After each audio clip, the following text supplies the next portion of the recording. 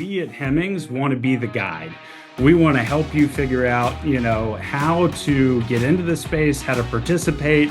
If you can't be an owner, it doesn't mean that you need to stay on the sidelines. We want to hold these events so you can still get around, phenomenal cars. You can be part of it.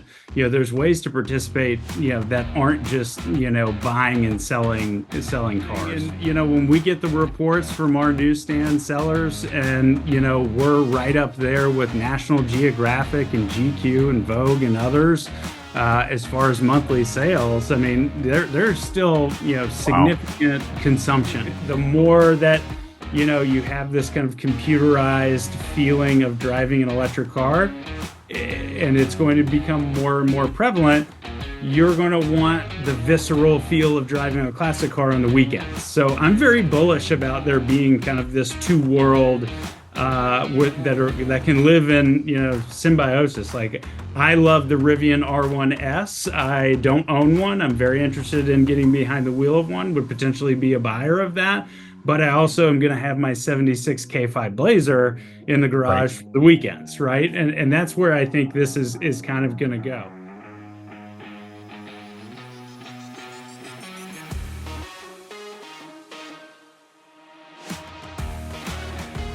Hi, this is Jonathan Shaw, president of Hemmings, and I'm here with Jason Stein on the Cars and Culture radio show and podcast.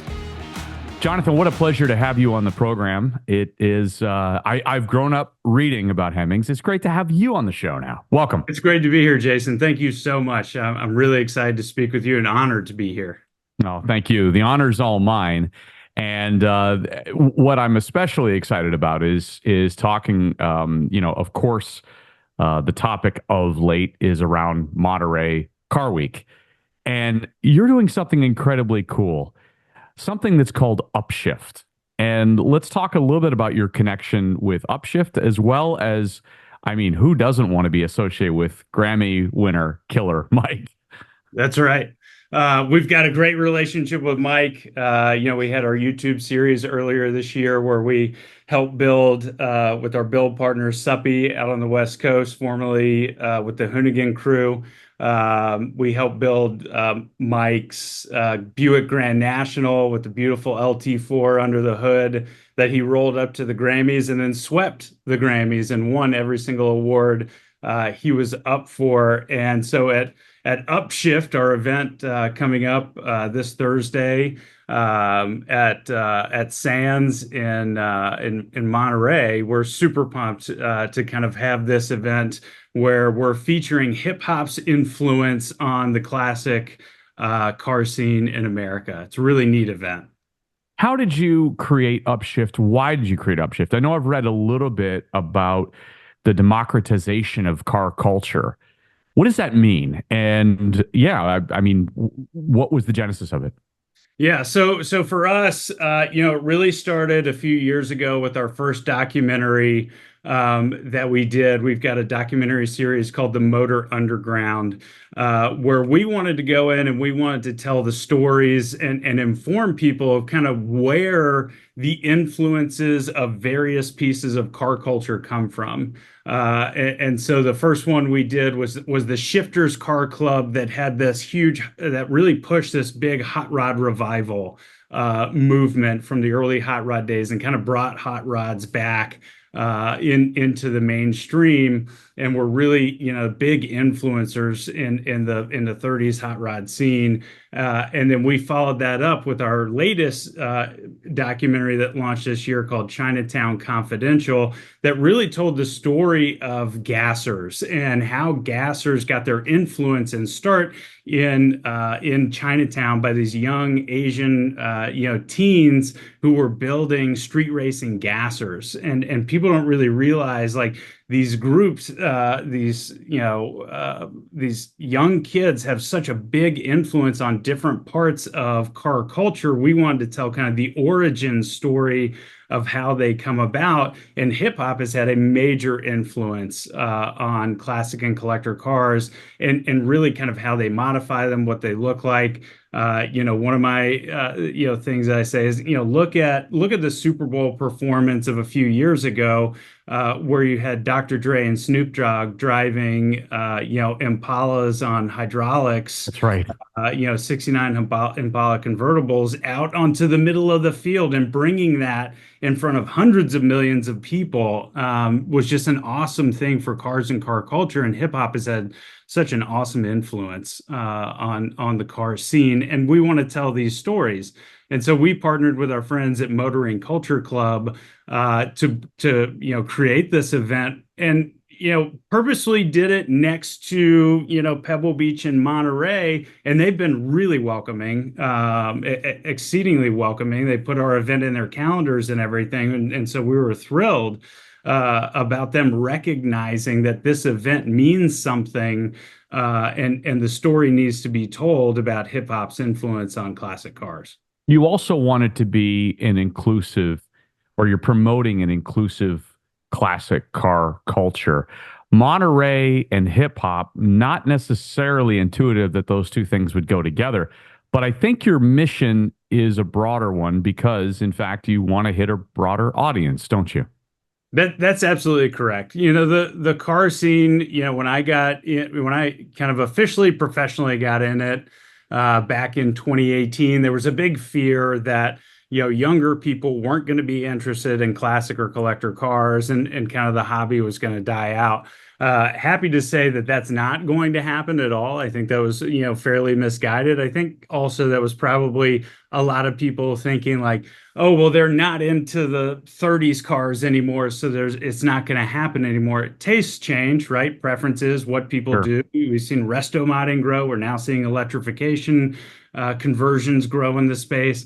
I think it's just, yeah, okay, maybe classic hot rodding isn't what it was, but there's other, verticals or niches or interests in the space that are going to keep it going. And, we want everybody to feel like this is a place where you can come and participate. There shouldn't be barriers to entry based on, race or age or gender or whatever it is. This should be all inclusive, because at the end of the day, this industry it's a hobby and it's a passion, right? It's kind of non-discretionary. You do it for fun. And so it needs to be welcoming for everybody. It shouldn't be walled off for anybody. Isn't it amazing that something like the Concours de Lemon or your event are really trying to open up this car culture to so many others, specifically at places that have historically kind of kept folks back. So is there a movement, Jonathan, to incorporate more of these things? And I say that because even John Hennessy is branching off and doing some of his own events at places like Monterey. I think you're proving there's room for everyone. Oh, absolutely. Absolutely. We're taking a big tent approach, right? And that means anybody who wants to come in and participate, anybody who wants to learn, how to do it, is absolutely welcome. I kind of liken it to, you don't have to grow up in this world. You don't have to have, a grandfather, grandmother, dad, uncle, aunt, whoever teaches you everything about collector cars. It doesn't have to be in your blood to learn it. We at Hemmings want to be the guide. We want to help you figure out, how to get into the space, how to participate. If you can't be an owner, it doesn't mean that you need to stay on the sidelines. You can still, we want to hold these events so you can still get around, phenomenal cars. You can be part of it. There's ways to participate, that aren't just, buying and selling cars. It's amazing. Hemmings, 70 years this year, right? Yeah, 70 years. Back in 1954, we were founded by Ernest Hemmings in Quincy, Illinois. It started as a 4-page pamphlet that he mailed out to about 100 fellow Model A and Model T enthusiasts, and that was the start of the company. It was also the start of what we knew of classic cars and classic car marketplaces. We were the first, and I think it's amazing for a brand to reach 70 years old. You don't do that by accident. Like people say about, classic cars, you're the steward for now, right? That should be your goal. You're the steward for now to keep it in great condition and pass it and sell it to somebody else or pass it down to a son, daughter, family member on down the line. That's how I feel about Hemmings is, I'm here to be the steward of it for right now and make sure that it's on a path to go another 70 years. Well, and in fact, your path is lined with Hemmings memories. In fact, your fingers were lined with black ink, if I read that correctly. Yeah, your earliest exposure to Hemmings was you and your grandfather, Ray, right? And he was a big Hemmings Motor News magazine reader when you were a kid, and you used to flip through the classifieds. Your history with Hemmings goes back a long way. It does. Yeah, you're right. My first exposure to Hemmings was with my grandfather. He loved American classics, was a hot rod guy, and so he would bring, he and my dad work together, and they would, have he would come over for a glass of wine a couple nights a week and talk business with my dad outside of the office. And when he was done with that, he and I, my grandfather and I, would read through Hemmings magazines and play a game of pool. We had a pool table at our house, and that was kind of our thing. And it was really, really amazing, time for me to get to spend, that time with him. We found this love of cars together, and through that, it kind of increased his love of cars, and he started buying a few more. But yeah, my earliest exposure to Hemmings was getting my fingers black with the ink, flipping through the print pages. And so it's kind of this incredible full circle life moment to be the president of the company now. And little did I know, we would go to car events together, Jason, and so it wasn't out of the ordinary when he said, "Hey, we're going to go up to Vermont and we're going to check out this really cool car museum," on a random Saturday when I was 12 years old.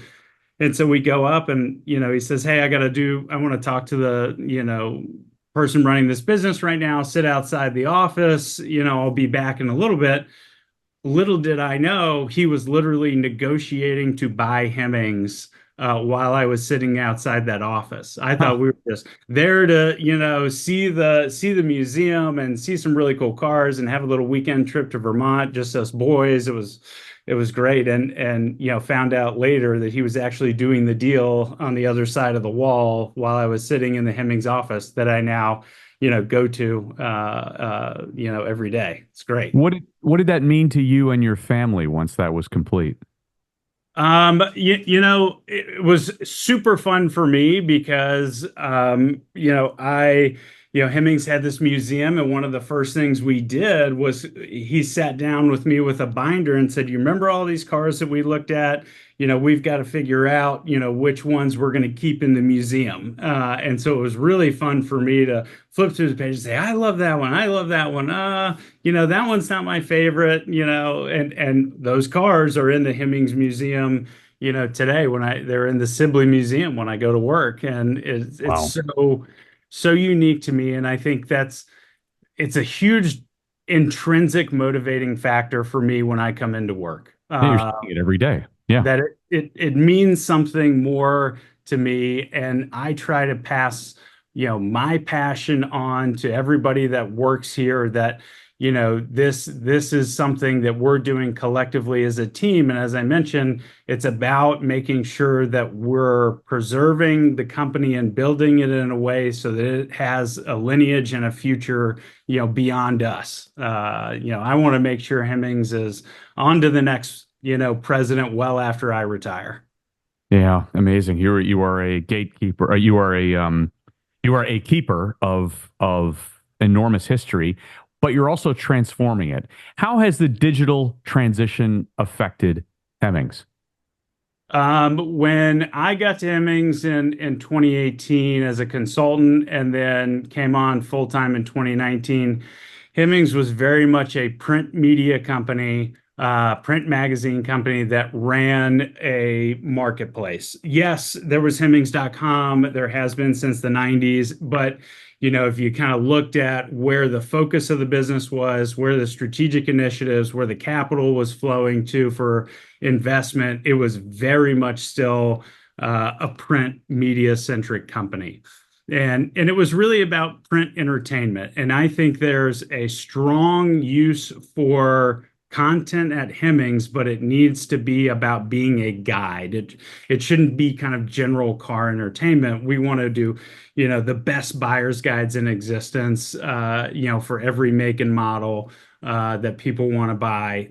We want to do valuation analysis, telling people right now is the time to buy what, or sell or hold, letting people know here are the best. If you're going to modify your car, here's the best return on investment that you can get is going to be, resto modding, or keeping a 57 Bel Air in all original condition is a better idea than, putting drag slicks, a mini tub, and hot rodding it. That needs to be where we fit into this world as a guide versus kind of general car entertainment, which is really kind of where it had gone for a period of time.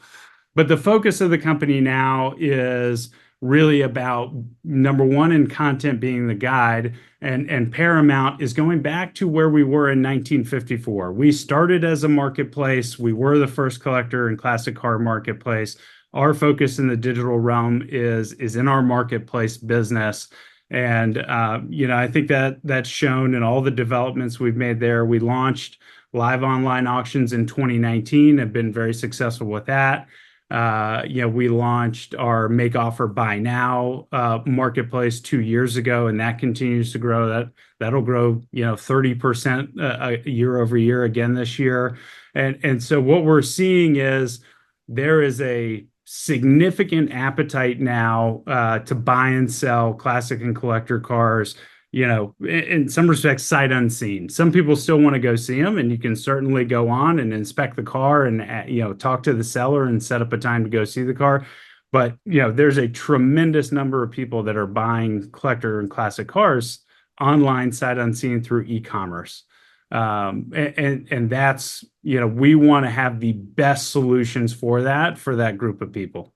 Yeah, it's amazing. For those who don't know, you go back 70 years, it was a 4-page pamphlet, and then it was a massive marketplace. And I think you've said that in 2023 alone, Hemmings.com reached over 71 million users. That's visit right. Marketplace and content. And now you've relaunched your YouTube channel. You mentioned the frictionless marketplace, but it is valuation, inspection, pay, title, insurance, shipping. I mean, this has gone through a complete metamorphosis, right, Jonathan? It has, yeah. I'm in the business every single day, Jason. And so, for me, I'm always, can we run faster? Can we bring things to market quicker? Can we develop, new products, in a better way? When I sit and look back and say, okay, since 2019 to today, and even since 2023 to where we sit today in 24, I'm always taken aback by, my amazing staff and what they've been able to develop and launch. Our frictionless marketplace was an idea 2 years ago. And today, here we are. We've got, a personalized valuation product, pre-purchase inspections, a financing partnership, pay and title, which is really kind of the crux of the frictionless marketplace, where we do identity verification of buyer and seller, we do secure money transfer of funds, and we do the title transfer for the vehicle, and you even get a 30-day temporary registration tag. And so when that car comes off the transporter that you just bought and you want to drive it, you just slap the 30-day temp tag on there, and you can go enjoy it before you have to go to the DMV and get it plated.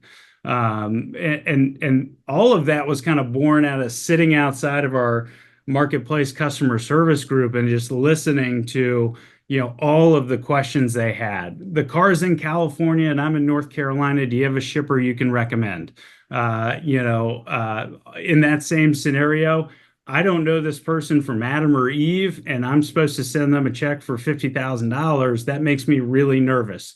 Is there any way you can, help me make sure this is legitimate? And so that's the kind of genesis to the pay and title product. And that was really number one. That was the biggest question that we got because, we're not talking about insignificant amount of money for these cars. And, we wanted to make sure, the titles were legitimate, the ownership, lineage was legitimate. And so people were really getting what they thought they were buying.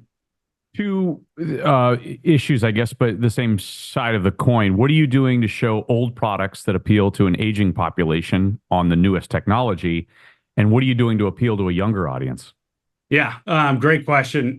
So, we still have Hemmings Motor News in print, and we still have 300,000 subscribers, paying God bless you. subscribers Print on print that. products. I love it. Yeah, I mean it's amazing, and when we get the reports from our newsstand sellers, and we're right up there with National Geographic and GQ and Vogue and others as far as monthly sales. I mean, there's still Wow. significant consumption, but one of the things that we're doing is we're taking cars from our make offer marketplace and putting them in the print product with QR codes and shortened URLs. And we're trying to drive the audiences to both places because, there are people who want to buy and sell from a traditional classified who aren't going to participate in an online auction. They're not want to do, make offer products. So if you're just on the .com site, you're going to miss out on, 4 or 5,000 cars a month that are just in print.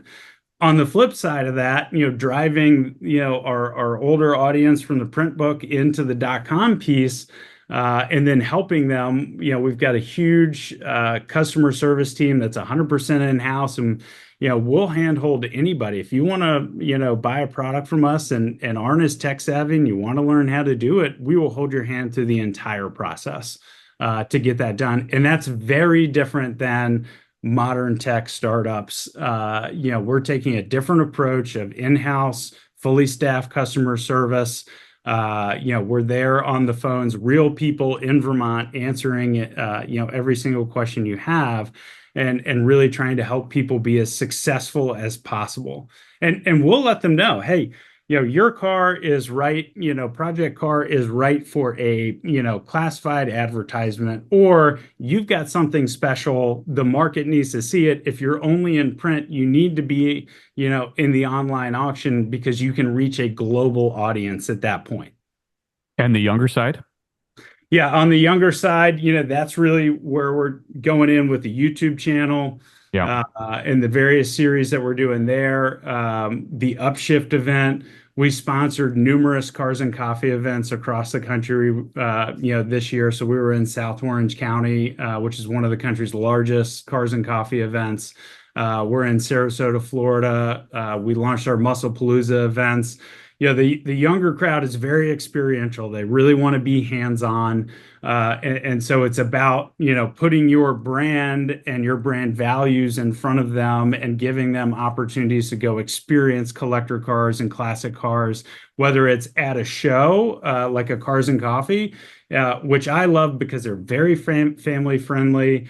I've got young kids. I take my boys to, the Charlotte Motor Speedway here in North Carolina, and we go to Cars and Coffee and we hit it for 2 hours, and then I can get the boys to their, lacrosse games, t-ball games, whatever's going on the rest of the day. So I love the family aspect of Cars and Coffee. We're going to continue to do that. And then on the media side, it's about pushing to where the younger audience is with that guide content. So it's about getting in their flow of news on Instagram, Facebook, TikTok. It's about the YouTube channel. It's really this push of being multi-platform and going to them versus thinking, hey, they're going to go grab our book off a newsstand shelf. The younger people, frankly, I think we all know it. They're just not doing it, in the way that older groups did. But they are interested in cars, and there's a theory here that we've batted back on this program, talking to various individuals in the industry, outside of the industry, about the appeal of vehicles with younger people. And I would say, and Jonathan, you probably agree, that young people do like cars. There was this, um, narrative going around for a long time that, and whether it was driver's license delays or, what have you. But I believe that and Monterey Car Week will prove this out, that there is a place in a young person's heart for a vehicle. Absolutely. I'm a very big believer. I look at the data all day long of, who's signing up for our site, comparing that to who's getting, our daily newsletters, to who is getting, who's placing bids and making offers. We work with our partners, NSM Insurance, SEMA, Haggerty, Big I Insurance, other places for data sources. And we know there's 18 million collector car owners in the US today. Yep. 25% of them are millennials now, and 22% of them are Gen Z. And so, while, as I mentioned earlier, while that group is not as interested in, let's say, 1920s Model A's and Model T's and Right. 1930s Deuce Coupes, they are very interested, particularly millennials and Gen Zs, in Jeep Grand Wagoneers and CJ7s and Japanese movement of the 80s and 90s. Fox Body Mustangs, 87 IROC Camaros. Right. That's where their interest is. And Jason, we've got this kind of funny, it's not very sophisticated, metric of what's going to be hot in the future. But essentially, if you take a buying group, so millennials are entering disposable income territory, so, 35 to 45 years old.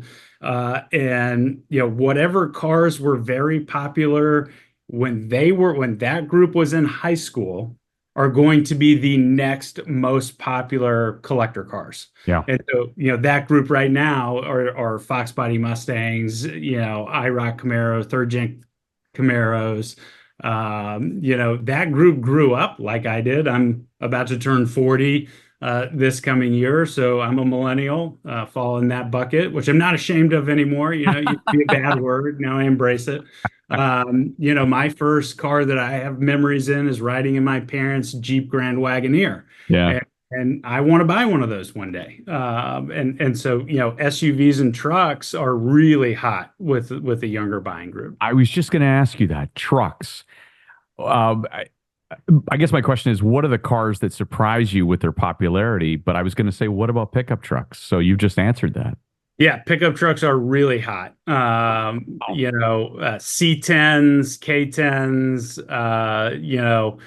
K10s, full size SUVs, right? So, came on in the late 70s. They're extremely hot. So, I'm actually resto modding a 1976 K5 Blazer right now. It's been an amazing process. Wow. Super happy about. It'll actually be on the show floor at SEMA this coming fall.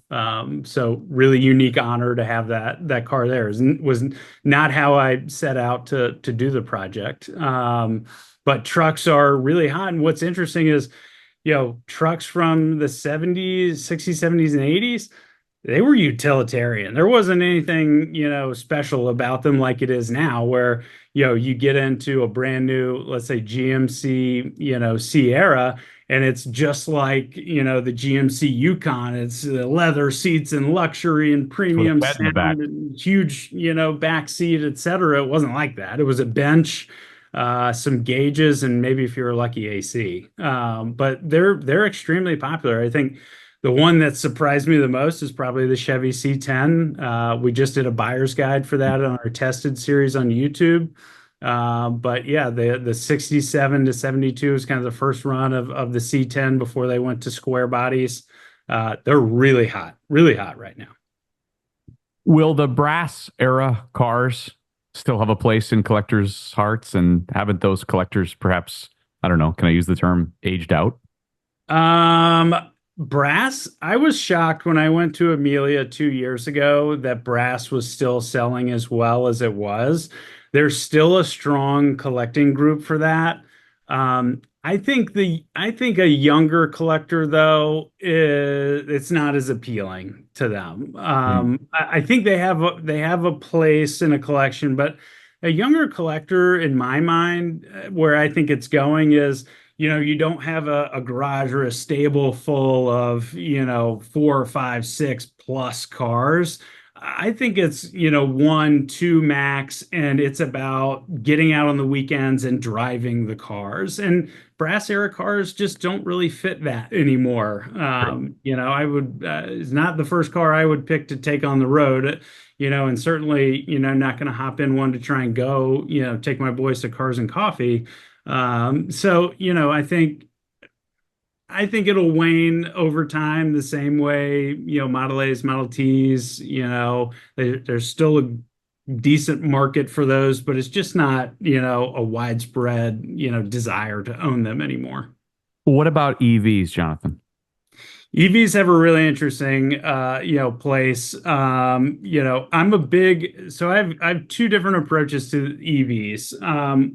One, I believe that EVs as it relates to classic and collector cars, I think as more people, you know, drive more kind of amorphous cars, if you will, right? The experience of driving them is less. They're more automated. You feel less of the road. You hear a lot less of what's going on around you. The experience is kind of dulled a little bit. So, like, as we inch towards whatever autonomous driving is in the future, and kind of EVs have led that charge through Tesla, for the Right. main. And so I kind of connect the two together, fairly or unfairly. I think the more that you have this kind of computerized feeling of driving an electric car, and it's going to become more and more prevalent. You're going to want the visceral feel of driving a classic car on the weekends. So I'm very bullish about there being kind of this two world that can live in symbiosis. Like, I love the Rivian R1S. I don't own one. I'm very interested in getting behind the wheel of one. Would potentially be a buyer of that. But I also am going to have my 76 K5 Blazer in the Right. garage for the weekends, right? And that's where I think this is kind of going to go. There are companies doing really interesting things in kind of the EV upfit. A company called Zero Labs that's really awesome. That's taking kind of the roadster shop approach to electrification, where you could get a full rolling chassis built for the EV platform, and then you put a classic body on top of it. I think their approach is really unique. Tremec has gotten into the component side of it with motors and battery packs and various things to do upfits. I think the performance side of EVs makes it very interesting.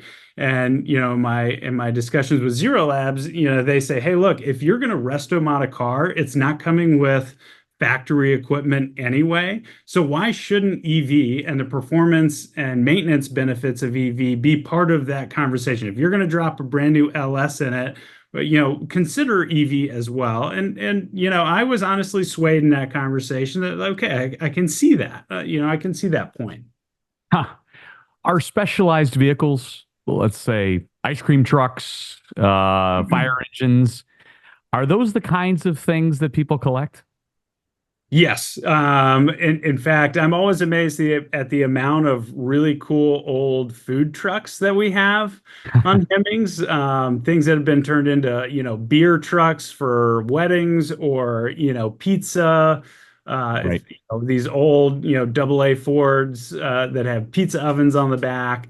And interesting, your point on fire trucks. My grandfather loved fire trucks, and never bought one, but we always looked at, the old American LaFrance, fire trucks available. You always thought it would be so cool to buy one and take it in parades and things like that. So there's a market for that, and we have a big market on military vehicles. Oh, So okay. decommissioned military What vehicles. what goes there? What do you find that is most appealing? Yeah, so all kinds of Willys Jeeps, World War II era and Korean War era Willys Jeeps are on there. Deuce and a halves, are on there. All kinds of stuff. The ones that I think are really cool, the old Kaiser M175. I think they are Kaiser Jeeps, on there. There's a strong market for those. Interesting. You've partnered with Lime Rock Park, and we've had Dickie Regal on this program in the past to benefit the Piston Foundation. Can you talk a little bit about that? Yeah, absolutely. Lime Rock is amazing, and we're so excited to be, holding our hospitality tent and being a part of the historic vintage race that's happening at Lime Rock this year. They're such arbiters of the history of collector cars and classic car racing. We wanted to be part of that. We have our Muscle Palooza event that's very focused in, muscle car racing, but felt like there's a big audience and group that are out, participating and doing track days at road tracks and everything. And Lime Rock is just close to us in Vermont. And we loved what they were doing with the Lime Rock Festival and wanted to be part of it. Anything that can help broaden the interest in, classic and collector cars and really help get a group of younger people to understand that there's jobs, there's an industry here, there's training to be part of it. We want to be part of too. And Lime Rock's doing a great job of that with the Piston Foundation. It's a great spot for car culture. If we talk about other maybe can't miss old car events, what would you put in that list? Mila I think Mila, Retromobile. definitely. I think the Porsche events, Love Cult, and I'm probably saying that wrong, in out in Laguna Seca is a Laguna. fabulous event. I heard there's a new event, Air and Water, that's kind of a subset of that, for the air cool crowd out there. I want to go see that. Pebble and Monterey, the Pebble Beach Concours is, that's the top event and an experience worth having. I also think Carlisle. Carlisle's got to be, at the top of the list. Carlisle, between their spring event and fall event, those are their big tent poles, but they do lots of really interesting special events. They'll have Carlisle, Corvette Nationals, they'll have Truck Nationals. Between all those, they're going to have, well over 500,000 attendees at those, and you get to see a wide, group of automobiles at the various events. Lone Star Roundup in Texas is always, a great truck event to go to as well.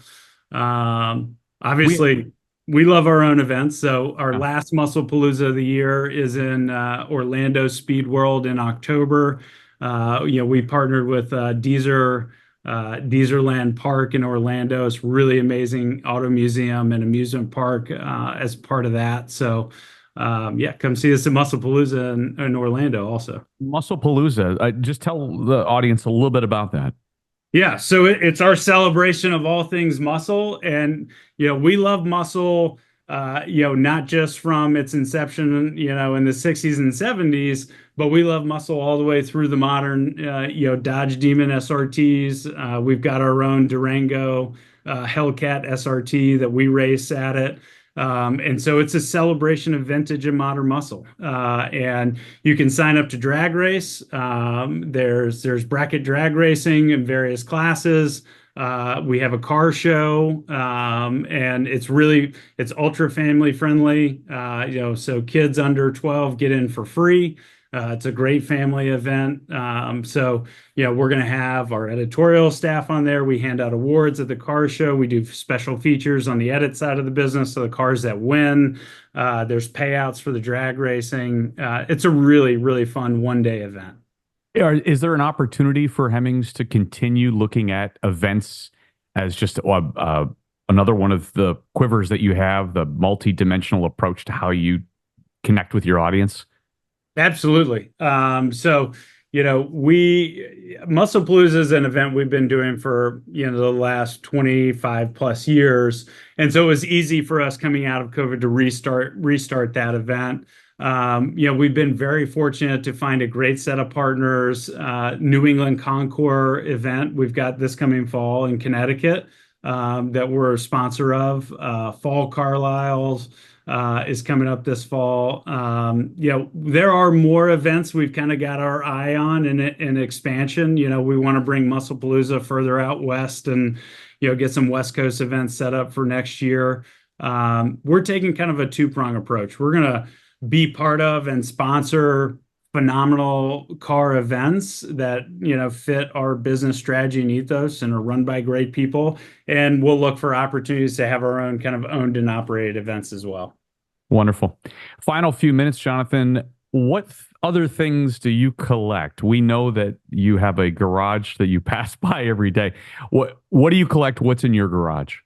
Okay. So I just, our director of digital content, Evan Perkins, is a whiz engine builder in his spare time.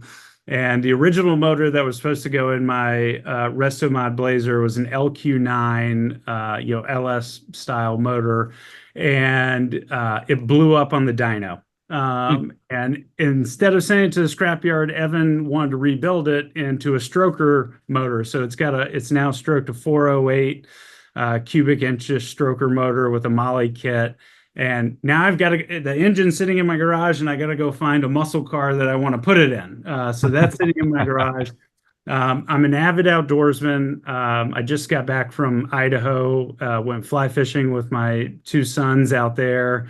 And so we've got plenty of fly rods and fly equipment, and love to hunt as well. So have various equipment for that.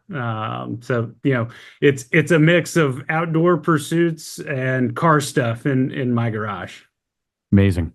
You're immersed in the world of car culture. Where is car culture today? Is it more vibrant than ever? We're talking about a few years, obviously, after COVID, and the world is out. The world's buying vehicles. Auctions have been hot. Where is car culture today, John? Car culture is more ubiquitous and available and being seen today than it ever has been, Jason.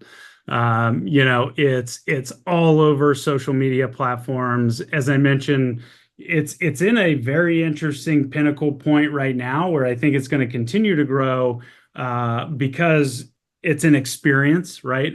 Owning or being around classic and collector cars is an experience, and millennials and younger generations love experiential events. We've seen it enter pop culture. Sydney Sweeney, the actress, teaming up with Ford, building a Bronco last year, a classic Bronco. This year, building a classic Mustang. We saw it in the Barbie movie with the pink Corvette. Car culture is really deep in pop culture right now, and it's really ubiquitous. It's all over the social platforms, all over YouTube. It's very available. I love where it's at right now. I think it's going to continue to grow. Now on the buying and selling side, that has big economic forces that impact that. It's definitely prices and sales have definitely come down from the pandemic highs. It's a relatively flat year in the space as far as average selling prices really come down over the last few years. In 2022, the average online collector car sale was $48,000. The year to date this year, it's $40,000. If you're looking to enter, it's a pretty good time. These interest rate drops that they're talking about, potentially coming up, might make it a really good time to enter the space if you need financing to do so. But as far as culture, I think it's as strong and as spread and as penetrated as it's ever been, and I think it's going to continue to grow. Amazing. Upshift is a brand new event on the Monterey Car Week calendar. It debuts August 15th at the Sandbox venue in Sand City, 10 minutes from Monterey, California. And he's all a part of it. And congratulations on putting all that together. And congratulations on diversifying what was a very traditional business for 70 years.